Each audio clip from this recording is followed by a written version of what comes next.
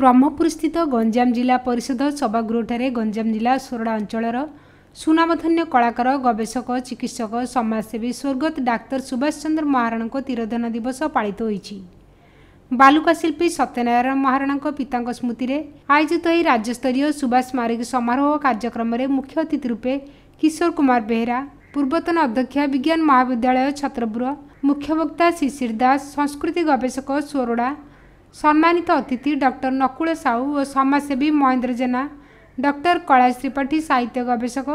शिक्षाविद त्रिनाथ महाराणा सभापति प्रमुख उपस्थित रही यह आलोचना चक्र अनुष्ठित होईछि। स्वर्गत सुभाष जीवनी सह समाज पई किछि करिवार और आम मानक कर्तव्य उपर आलोचना होइतिला। अन्य मानक मध्यरे अजय कुमार महाराणा, दीपू, सोनिया माझी,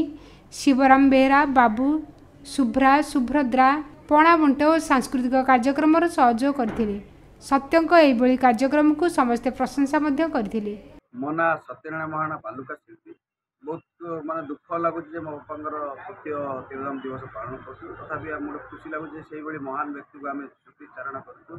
कारण से जन थे महान समाजसेवी डॉक्टर एवं बहुत कलाकृति को से माने कलाकार को प्रोत्साहन दौले आगू आणुले। तो तांकर स्मृति बर्तमान आम तृतीय राज्यस्तरीय सुभाष स्मारक समारोह करूँ गंजाम कला परिषद ब्रह्मपुर। तो ए सारा राज्य भद्रक, जगतसिंहपुर, कटक, ढेंकानाल, बरहमपुर, बालुगाँ, सोरडा, भंजनगंज बहुत जगह आसते जो मैंने कि विभिन्न कला क्षेत्र हो समाज क्षेत्र हो कला माने काठ कारीगर ये आम बाछी पाखापाखि 30 जन को बाछी और से संबोधन करूँ। उद्देश्य स्मृति उद्देश्य आम खरा बेले दही चला पणा करूँ, यात्री मान टोपी छता और चादर व्यवस्था करूँ। आउ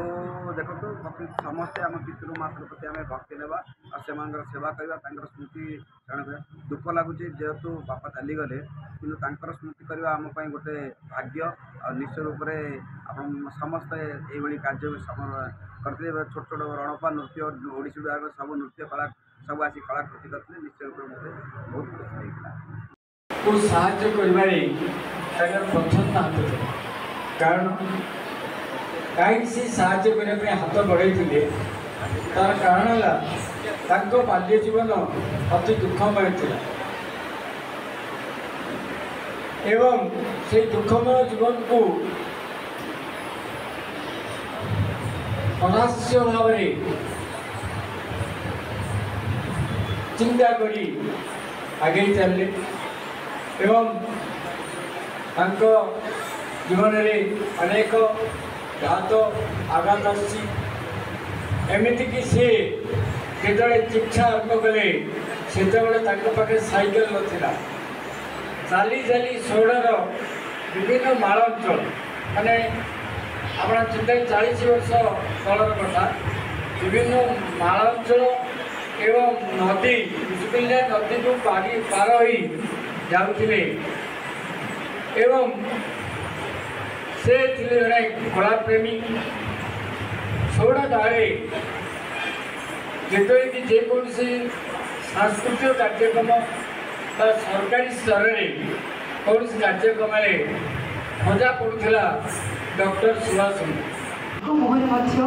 सब हस था भगवान का आशीर्वाद